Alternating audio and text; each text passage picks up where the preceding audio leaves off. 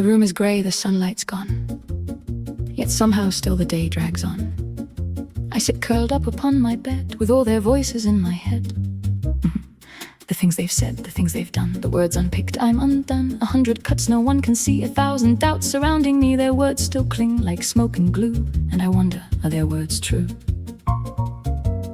My chest feels hollow, cold and tight. I do not want another fight. I'm tired of being brave all day. I'm tired of pushing through the fray. The future stretches bleak and black. I cannot see a clear way back. The thought arrives, not loud, not fast, just a shadow drifting past. What if I simply stop, it says.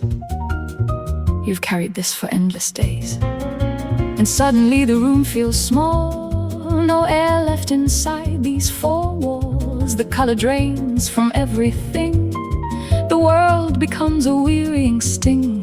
I am exhausted, I just stare. What's left for me out there? I can't cry another tear. I don't belong here, I cannot speak, I cannot stand. But this tattered notebook in my hand, its cover's bent, its pages worn, it has been weathered by the storm. I open it, a poem appears, a snapshot of painful years. The words angry, raw and wild, written by a woman burnt, exiled. I read a line, then one more, and feel something I hadn't felt before.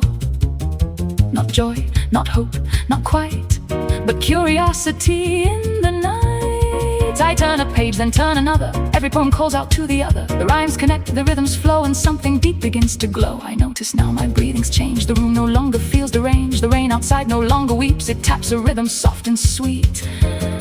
I imagine jazz hands, rhythm flare. There's suddenly a pulse in the air. I read a verse written in the storm. A strange excitement starts to form. These poems aren't simply tears I've shed.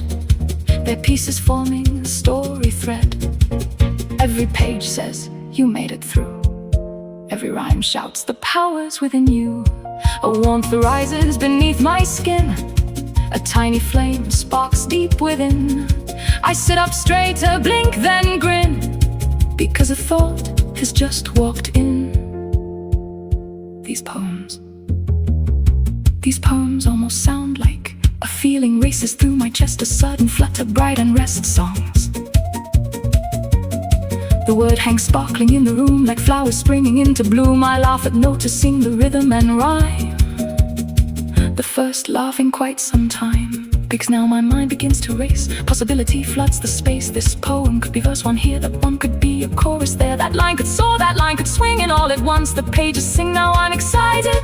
The heaviness becomes divided. The pain is still there, that is true. But now there's something else there too.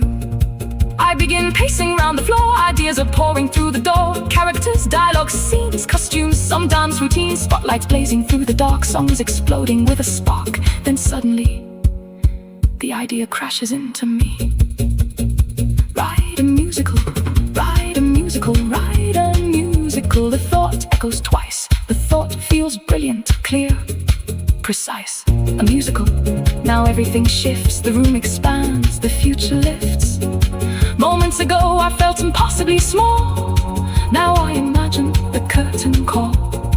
A stage, a script, an opening song. A place where every hurt can belong. A place where every cruel attack becomes a scene I can take back. The bullies don't control the narrative. It'll be powerful, painful, but restorative.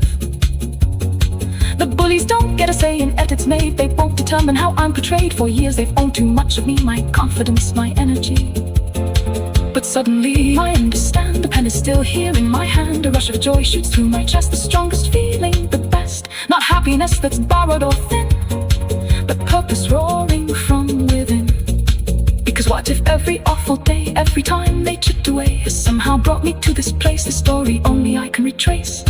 I can write the things they never knew. I can tell what I was going through. I can show the tears, the fear, the fight, and lead the audience into the light.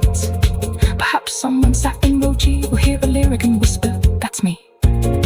Perhaps someone hurting late at night will find a little spark of light. The rain still falls upon the glass. The hurt is not completely past, but hope now hums beneath the pain like flowers growing after rain. The notebook lies across my knee, no longer just a memory, no longer evidence of scars, but constellations, maps to stars. I pick my pen up, filled with fire, with something stronger than desire. And as the first new lyric flows, I feel the certainty that grows. The story isn't ending here, not with the hurt, not with the fear, because suddenly I plainly see they never were the author of me. And tonight, instead of letting go, I write scene of the show.